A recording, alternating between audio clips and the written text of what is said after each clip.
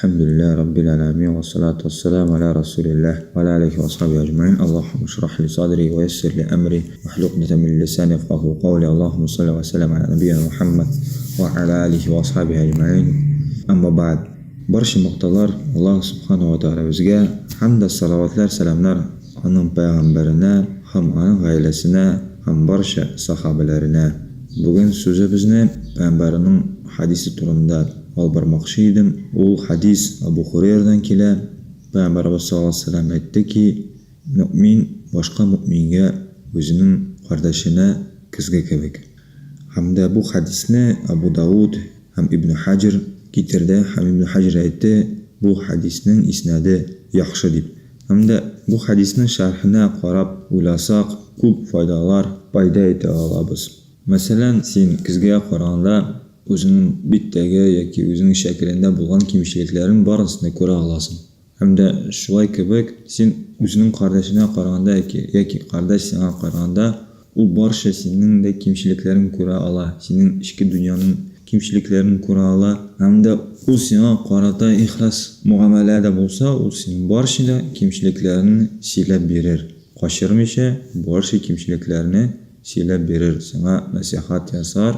Endi u nasihat islom yog'idan hikmatli bo'lar, hamda adabli bo'lar, hamda shariatning qoidalari bo'yicha bo'lar bir nasihat.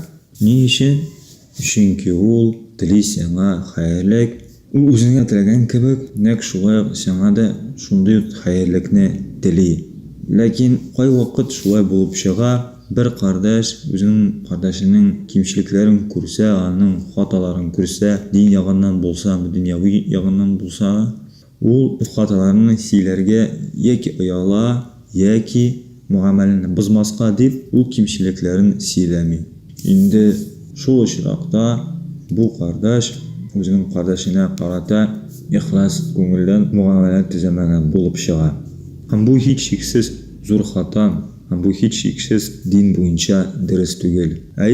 Qo'y vaqt sen o'zining qardashining kamchiliklarini ko'rsang-da, ularni aytmaysan. Ne uchun? Chunki ko'rasan, hozir bu qardash masalan uning kayfi yo'q yoki u ashulagan bo'la yoki u usullangan holatida bo'lsa, sen anglaysan, hozir bu nasihatni yasasam menga bu nasihat kiri natija keltirar deb bu nasihatni vaqtlicha qoldirar. Ya'ni u yaxshi fursatni kutib, so'ngroq qardashning yaxshi kayfi bo'lganda shu nasihatni silab berar. Mana shunday ishroqlarda nasihatni vaqtlicha qoldirib bo'ladi. Lekin mening niyatlari boshqa. Mening niyatlari bu nasihatning qabul bo'lishini tilav. Bu nasihatni qardash qabul etsin deb hikmatli yog'idan yetkazishga tirishuv. Lekin avvaldan aytganda kabi qo'y vaqt qardashlar muomalani buzuvdan qo'rqib, qardashini, uning kamchiliklarini, xatolarini siylami. Bu endi biz aytgancha xato. Lekin yaxshini o'ylab qarasak, shu nasihatlarga, ashulalarga yoki o'pkalarga birda diristda tugil, o'zimizga da yaxshi tugil. Ya'ni sen shunday o'pkalashan ham sen shunday ashula bo'lsang, ikkinchi tavqir qardash senga haqni aytirga qo'rqar. Ham oxirida natijada zararda qolarsan. Ham u senga oxirida ziyonni keltirar. Ya bu dunyoda, yoki tigi dunyoda, yoki bu ikki dunyoda da. Chunki yaxshi nasihat, tanqidchilik u senga o'zgarishga yordam etadi. O'zining axloqini, diningni yaxshilatirga bo'lisham. Ham shunga ko'ra onday nasihatlarga kirisincha rahmatli bo'lishga kerak. Qardashga jazokalloh xayr aytishga kerak. Hamda kirisincha shunday qardashlarni senga sening xatolarini darslatirga bo'lishatiran qardashini kirisincha ko'proq yaratirga kerak. Onday qardashlarni so'yirga kerak. Ham sahobalarning turmushini qarasak, radhiyallohu anhum, ular borasida nasihatlarga, kamchiliklarni ko'rib inqor etuvchi kishilarga kirisincha bekshot bo'laydilar, shodlanaydilar qashonlarga nasihatlar yasaganda. Lekin bizning zamonimiz o'zgarib ketdi. Senga nasihat yasavchiga sen ashulanasan, usallanasan, qabul etmaysan. Hamda oxirida sen onun bilan da muomalani buzasan. Hamda o'zingga ziyon bu dunyoda ham oxiratda natijaga kelasan. Alloh taolo bizni shundan saqlasin. Lekin boshqa ishroqda bular qay vaqt nasihat berganda sen shul nasihatning adablарын kuzatmaysan hamda sen shul nasihatlarning islomiy qoidalar bo'yicha bermaysan. Balki sen shunlab da haq so'z aytasan, lekin sen shu qoidalarin ham uning adablarini ko'z oldinda tutmaysan. Ham oxirida senga qardosh aytsa, sen nasihatni diriz shaklda bermaysan deb sen o'zing de oshlanib ketasan. Endi bu holda sen nasihat berishdan nasihat qabul bo'lishga ko'shasan. Mana bu shaqda sen mana bu nasihatni o'zing qabul eta olasizmi, yo'qmi? Mana shunday saylov orasida kelib bosasan. Hamda qay vaqt bo'lar shulay qardoshlar o'zining qardoshida bu da xato deb fikrga keladi. Lekin oxirida natijada bu xato da tugil. Niçin? Chunki har bir kishi o'zining tajribasi bo'yicha natijaga keladi. Har bir nasihat boshqa ibodatlar kabi birinchidan ixlos ko'ngildan bo'ladi, ondan so'ng bilim bo'yicha bo'ladi. Ya'ni sen qardoshga nasihat ishlagancha, sen eng birinchi bu nasihat Alloh taolo shingina bo'lsin deb shunday niyat bilan ishlarga tegishsin. Onu kimsetirishing tugil, o'zining nega zo'r g'ilimli bo'lib ko'rsatirishing tugil, balki Alloh taolaga shingina bo'ladi deyish. Ikkinchisi u bilim bo'ladi deyish. Ya'ni sen shunlabda bilasan, shu xato u islom bo'yicha harom yoki halal yoki mubah yoki makruh. Ham bu qardosh shunlabda u xatoni yasagan, sen shularning barasida yaxshi bilirga tegishsin.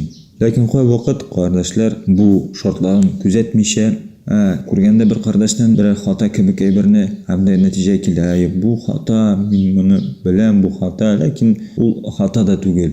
Hamda u boshli nasihatni qardoshini hamda qardosh uni olata boshlaganda qardosh bu xato tugil, bu islom bo'yicha mubah bir narsa deb olata boshlaganda qardosh oshig'inib ketadi.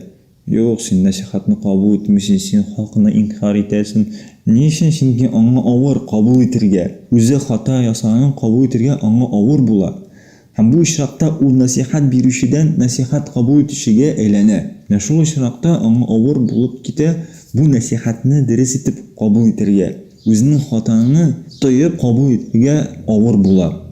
Masalan shunday ishroqlar bo'lar, qo'y vaqt qardoshlar o'zlarining da'vatlarini bu da'vat dirista bo'lsa, shunday bu qardosh xato yasagan bo'lsa-da, u o'z xatolarini shu nasihatlarin to'pos ashaka nashar ravishda siyli hamda endi nasihat qabul etishi kishi unga og'ir bo'lar shunday nasihat tinglarga, og'ir bo'lar shunday nasihat qabul etirga hamda u nasihat etishi kishiga o'zida nasihat yasasa, sen qardosh to'pos ravishda ashaka bir nashar ravishda nasihatlar qilishga yaramaydi deb va ila sabili robbika bil hikmati wal ma'uzati hasana Alloh subhanahu va taolo aytdi.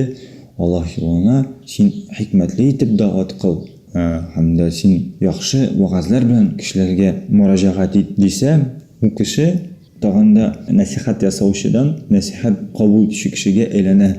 Bu ishroqda u qo'y vaqt qardoshlar oshlanib ketadilar. Sen haqni inkor etasan, sen haqni qabul etmaysan, sen takabburli kishi urushina boshlaydi. Bu tag'inda zo'r bir xato. Bu ishroqlarda qabul etish kerak nasihatni. Shunga ko'ra qardoshlar, biz bu nasihatning adablarini o'rgansak, biz bu nasihatlarning shartlarini ham qoidalarini ko'zda tutsak, bizga yengil bo'lar. Bu dunyoda da, oxiratda da inshaalloh. Niçin? Chunki qabul etirga ham nasihatni berirga bizga yengil bo'lib ketar. Bizning orabizlarimiz buzilmas. Akirisincha yaxshi natijaga kelar.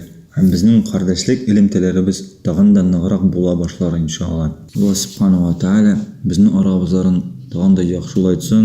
Ham Alloh subhanahu va taolo bizga nasihatlarni yaxshi ravishda qoidalar bilan, shartlari bilan yasirga nasib etsin. Hamda bizga nasihatlar yasaganda shu nasihatlarni ixlos ko'ngildan qabul etirga nasib etsin.